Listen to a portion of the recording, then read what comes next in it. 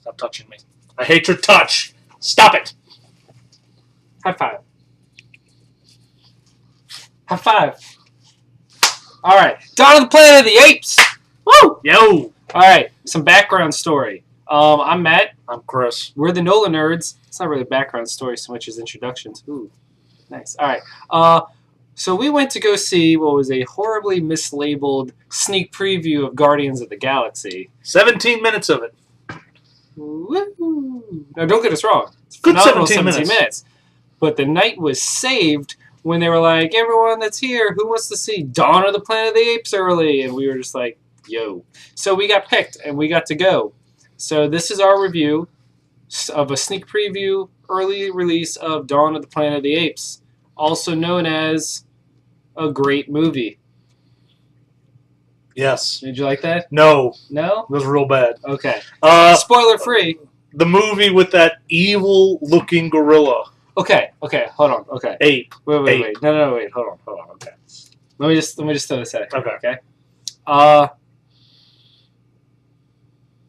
forgot where I was going with that because now I can't not think of that horrible evil gorilla. Evil ape. Koba. Okay. Did you not get the world's biggest Lion King vibe with Caesar and Koba totally being Mufasa and Scar? No. Oh, man. I didn't. I see it, but that's not where my head was. I was just like, he is totally Scar. Let's talk about how good this movie is. Okay. Yes, let's. Because, this was kind of one of those summer movies that kind of snuck up on me. Yeah. I had completely forgotten it was even coming out. Even with the previews, just wasn't really on my radar. Especially considering the last one was also really good. Yeah. And that was also another one that we weren't really expecting. It was really good, and then it kind of vanished. And they're like, oh, we're working on a sequel. Cool. Whatever, dudes. Right, yeah. It's like, okay. But you know what?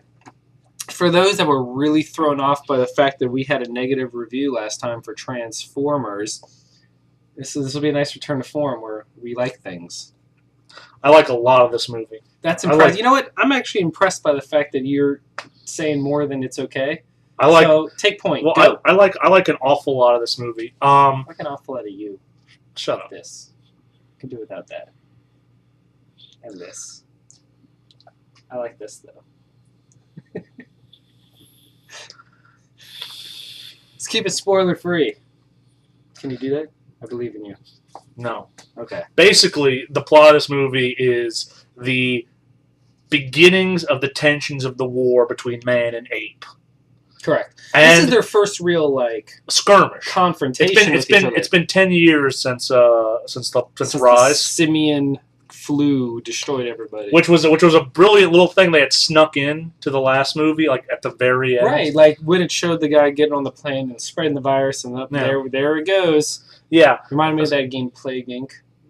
Yeah, a little bit. Yeah. So basically, humanity is the last remnants of San Francisco are holed up in a big building, and the apes have flourished in the wild. And this movie is their first encounter in 10 years, and how old prejudices will never let them achieve peace. It's true. It's Caesar is the de facto leader, being the person who literally has uplifted his people. The apes have schools, they have homes, they have jobs. Maurice the orangutan is teaching people Maurice how to read the orangutan is the best character. Oh, he is so good. Even with his one... You know what I will say, and this just has to be brought out, for a movie that is primarily, I'd say 70% of the movie follows the apes. It's quiet. So it all comes down to the visuals and the motion cap and showing the expressions on the monkeys' faces. And man, the CGI and the visual effects in this movie, they sell you when it's like these apes are legit acting. The CG is so good that I forgot that they were not real. Like you thought that, yeah. At some points, you're like, these are just really good prosthetic. It's also very interesting in that. A lot of the there's not a lot of spoken dialogue, at least for the first 30, 40 minutes, so it's all sign language, and Caesar says, no. Except we have the apes are learning to speak, and that's slowly. A big step, yeah. But it's a lot of it is sign language, and a lot of it's are we doing good? And everyone's like, yeah. Hooray. We're good, Caesar. Give me some...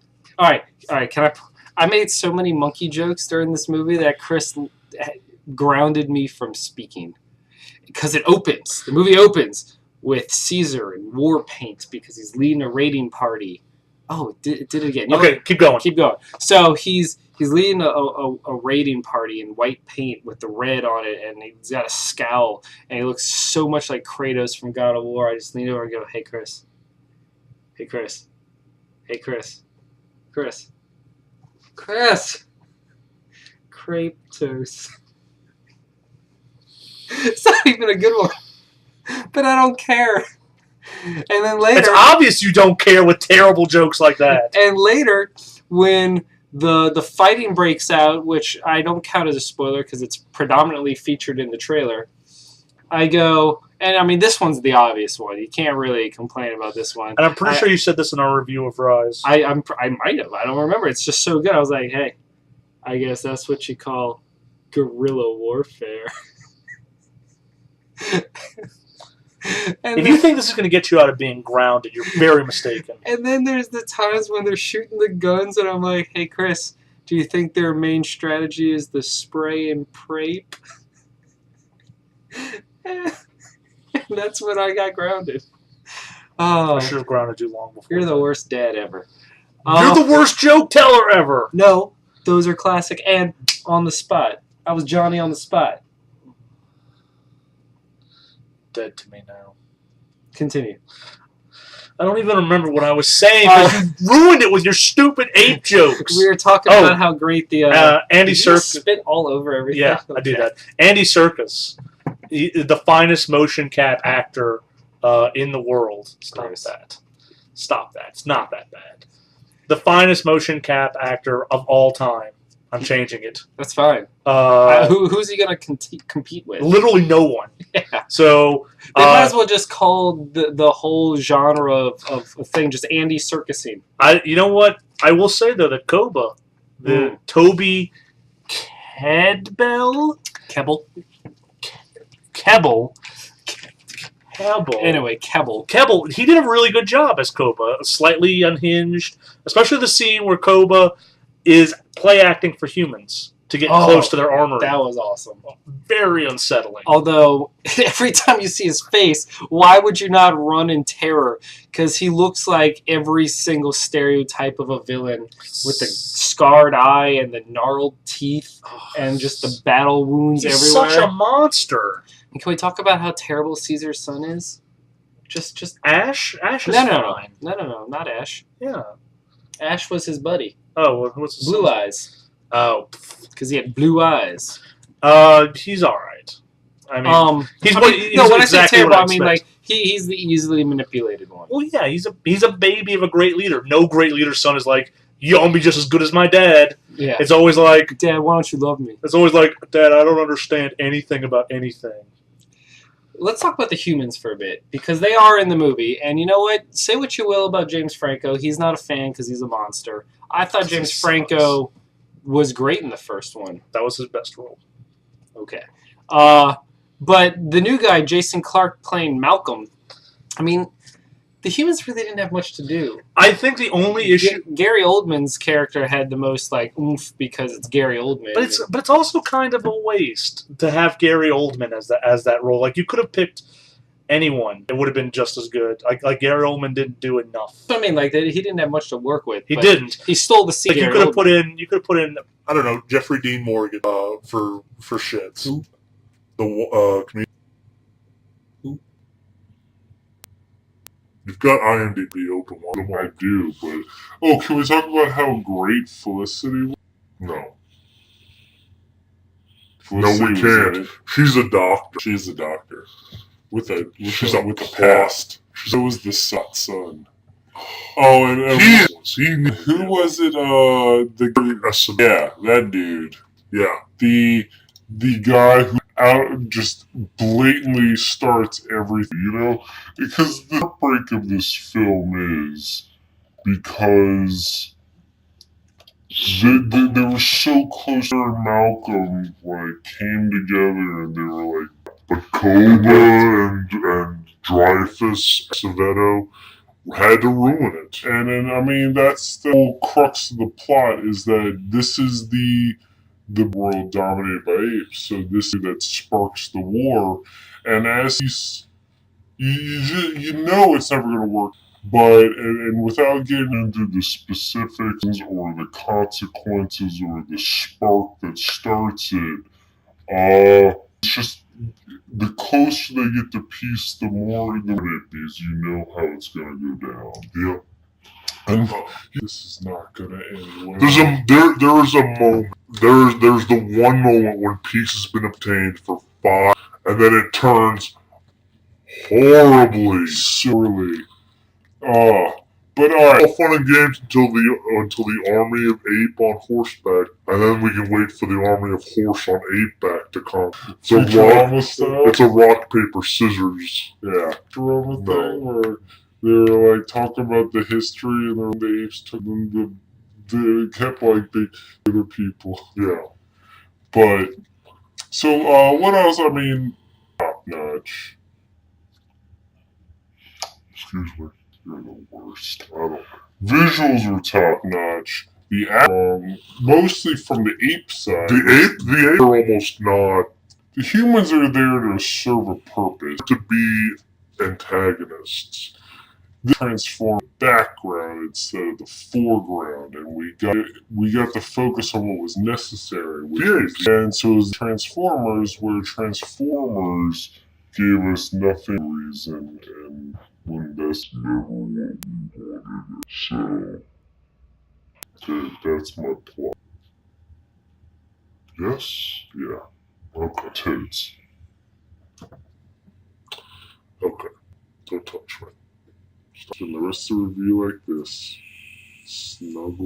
What else did you like? I liked an awful lot. I'm sorry, what was that? I liked an awful lot. I can't hear you. What would you like? Lots of things. Specifics. You like stuff that wasn't. The effects were great. Oh, where it happens or what happens, but the final battle scene is amazing. It's very good, and it's one of those things. The final battle with apes. There's two. The final battle with apes is they forget that they were. But then when they did ape, I was surprised. Like when they attacked, when they grabbed each other by their. I was like, strong. Yeah, they do have feet, hands. They can do that. Yeah, I forgot they have the tails. None of them have tails. I'm thinking chimpanzees have tails. Or chimps in there. Whatever. I guess genetically engineered. Yeah. Oh wait, no, they were just don't have tails. It's the other ones. I didn't do. We're not ape experts. We're not zoologists. I watched Madagascar. I feel like that qualifies me to make comments out loud. You don't want people to know that. Seeing Escape from Zoo Mountain. So, you took Witch Mountain and turned it to Zoo Mountain. Alright. What is wrong with you? Movie. Okay, what did you not like? I actually compare this favorably to Rise. I think this is a better movie between the two.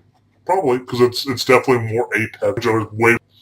Rise and all the apes became super smart. Again, yeah, definitely. I think that this is the back-to-back, and you'll notice no real drop in quality. It also should be pointed out that you haven't seen Rise. There's really only one, which is a throwback to the James Franco era.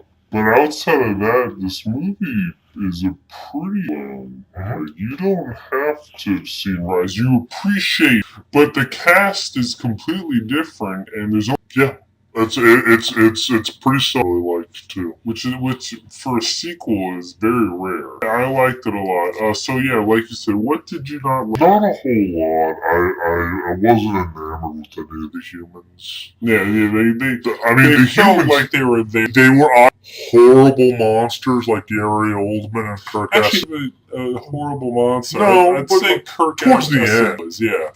or they're just bleeding heartlessly.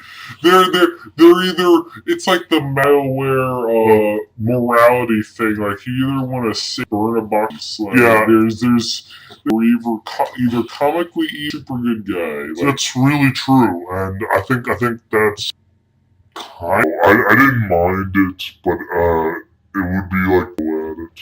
Yeah, pacing. I mean, this is a regret was really strong. Like you didn't. Again, to go back to Transformers, because that's the movie we did. You didn't look at it. You weren't like, man, this is a long way. I don't even know how long it was. Like, it just flowed really well. It felt like it was over 2 hours. I didn't even notice the length until a fight scene. I was like, wow, this movie's really long. So, there's that. Because I'm aware of how long movies are nowadays. Are you? Yeah, I know. You're seriously the oldest man in the world. I'm be grown. Shave it's weird. I know. I don't like it. Go fix it. Go to Aiden Gill. So yeah. Why don't you give it a score? A 9.25. Can't do it. I'm doing it. No. You can't. 9. Want to try. 9.25. This opening, I would buy this as soon as it was released on I think Blu-ray, because you're an adult. Yeah, whatever. Your disc. Facts. I really like Fight on Your Zune. I like pretty much everything about this. I think it's a really good follow-up to the first one. Super cannot wait for the third one, whenever it is. I know. Alright. I think in a summer that's been full of we've enjoyed a lot, this is actually probably one of the just legitimately better films of the summer. Like, summer movies have been really good and entertaining, and we've liked them, but this is like good films that could have been released still. You know what I mean? Yeah. So I'm definitely buying it, and it can go right next to Apes, which is right over there, because that's how I roll. No. Alright, fine, I was gonna turn the camera. Don't mess with it. Break it somehow. I get it back on. I know. Okay. I'm Matt, and we are the NOLAnerds, and this has been our review of Dawn of the Planet of the Apes. Damn. Broforce. Come on. Yes, now. Broforce. Chris. I'm not. That's not gonna make you be Broforce here. Come on. Cacao!